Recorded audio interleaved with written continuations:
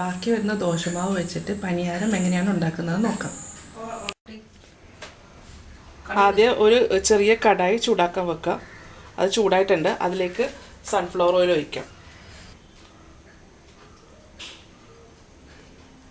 കുറച്ച് ഒഴിച്ച് വെച്ചാൽ മതി. ഇത് വെളിച്ചെണ്ണയിൽ ഉണ്ടാക്കാൻ പാടില്ല, ഏതെങ്കിലും വെജിറ്റബിൾ ഓയിലിൽ മാത്രമേ ഉണ്ടാക്കാൻ പാടുള്ളൂ. നല്ലെണ്ണയും നല്ലതാണ് ഇത് ഉണ്ടാക്കാനായിട്ട്. നല്ലെണ്ണയിലാണ് ഇത് ശരിക്കും ഉണ്ടാക്കേണ്ടത്. ഞാൻ വെജിറ്റബിൾ ഓയിലിനകത്താണ് ഉണ്ടാക്കുന്നത്. ഓയിൽ ചൂടായിട്ടുണ്ട്. ആ ചൂടായ ഓയിലിലേക്ക് കുറച്ച് കടുകിടാം. ഒരു 1/4 ടീസ്പൂൺ കടുക്.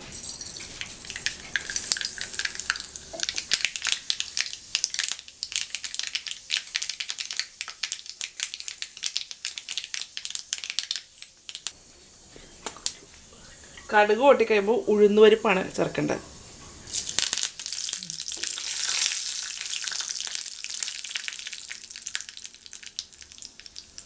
ഉഴുന്നുപരിപ്പ് ചെറിയ ബ്രൗൺ കളർ ആകുമ്പോഴത്തേക്ക് കുറച്ച് ഇഞ്ചി, ഒരു ചെറിയ കഷ്ണം ഇഞ്ചി കുഞ്ഞിതായിട്ട് അരിഞ്ഞത്,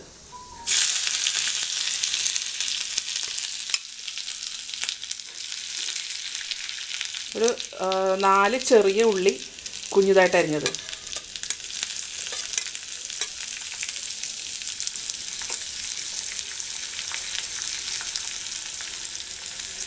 ഒരു പച്ചമുളക് കുഞ്ഞിതായിട്ട് അരിഞ്ഞത്. പച്ചമുളക് എരിവിനനുസരിച്ച് ചേർക്കുക. ഇപ്പം ഞാനിവിടെ ഒരു പച്ചമുളക് ഇട്ടിട്ടുള്ളൂ. പിന്നെ കുറച്ച് കറിവേപ്പില.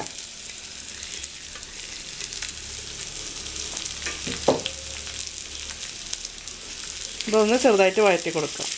ഇത് ബ്രൗൺ കളറൊന്നും ആകണ്ട, ചെറുതായിട്ട് ആ പച്ചക്കുത്തലൊന്ന് പോയാൽ മാത്രം മതി.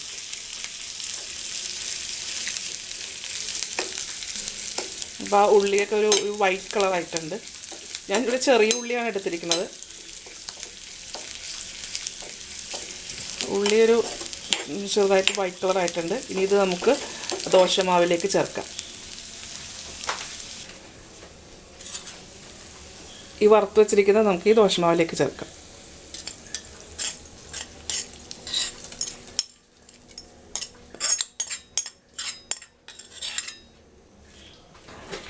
ഇതിൽ ഞാൻ ദോശ ഉണ്ടാക്കാൻ നേരത്ത് ഉപ്പ് ചേർത്തതാണ്, എന്നാലും ഞാൻ കുറച്ചും കൂടെ ഒരു ഉപ്പ് ചേർക്കുന്നുണ്ട്.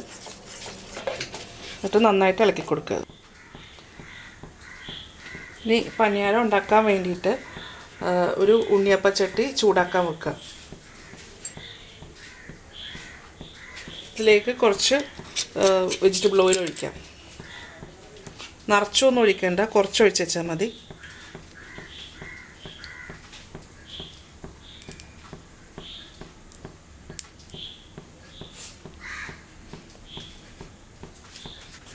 ഈ എണ്ണ ഒന്ന് ചൂടായിട്ട് വരണം.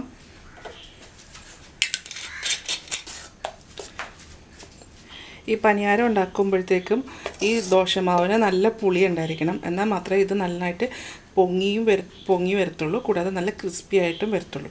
അപ്പോൾ ഞാനിപ്പോൾ ഇത് എണ്ണ ചൂടായിട്ടുണ്ട്. ചൂടായ എണ്ണയിലേക്ക് ഞാൻ മാവ് ഒഴിക്കണേന്. കുറച്ച് സ്പൂണിലെടുത്തിട്ട് വേണം ഒഴിക്കാനായിട്ട്.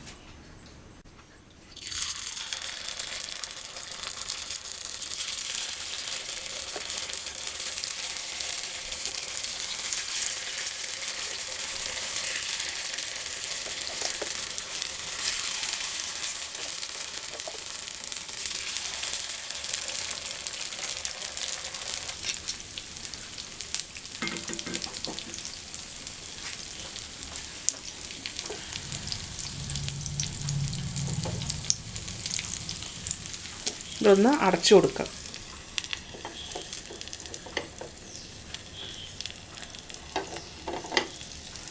ഇത് അടയ്ക്കുമ്പോൾ നന്നായിട്ടിത് പൊങ്ങി വരും.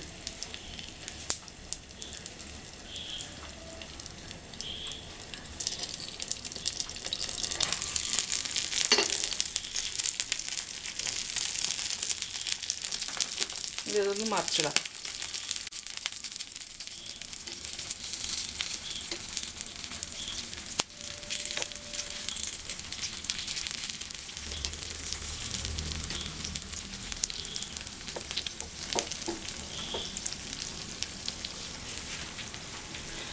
ഇതിപ്പോൾ മറിച്ചിട്ടിട്ടുണ്ട്. ഇത് മറിച്ചിട്ടതിന് ശേഷം ഇത് മൂടാൻ പാടില്ല. ഇത് ഇങ്ങനെ തന്നെ വേവിച്ചെടുക്കണം.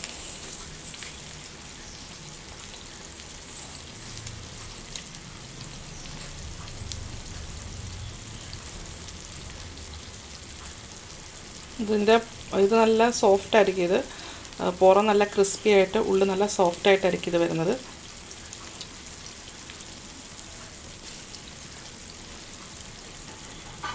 ഇത് നമുക്ക് ഇഡ്ഡലി മാവ് വെച്ചിട്ടും ഇങ്ങനെ ഉണ്ടാക്കാം. ബാക്കി വരുന്ന ഇഡ്ഡലി മാവും ദോശമാവൊക്കെ വെച്ചിട്ട് ഇതുപോലെ നമുക്ക് ഉണ്ടാക്കാൻ പറ്റും. ഇത് വെച്ച് റവ വെച്ചിട്ടും ഉണ്ടാക്കാൻ പറ്റും. റവ വെച്ചിട്ടാണ് ഉണ്ടാക്കുന്നതെങ്കിൽ അതിൽ തൈര് ചേർക്കണം ഇതിൻ്റെ അകത്ത്. ഇതിപ്പോൾ മൂത്തിട്ടുണ്ട്. ഇനി ഇത് നമുക്ക് ഈ എണ്ണയിൽ നിന്ന് കോരിയെടുക്കാം.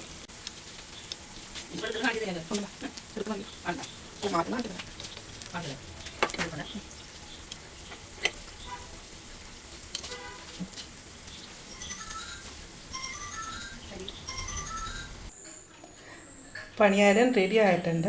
ഇത് നമുക്ക് തേങ്ങാ ചട്നിയുടെ കൂടെ നമുക്ക് കഴിക്കാം.